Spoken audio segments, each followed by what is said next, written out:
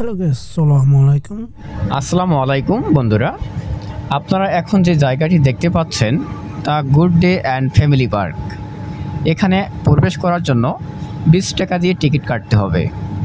এই পার্কটি ঢাকা থেকে সিলেট যাওয়ার মেইন রোডের পাশেই দেখতে পারবেন। এই জায়গাটি অনেক সুন্দর। এখানে বসার জন্য ছোট ছোট কিছু ঘর রয়েছে এবং এখানে বড় একটি রেস্টুরেন্ট আছে। আপনারা চাইলে এখান থেকে চাইনিজ খাবার খেতে পারবেন।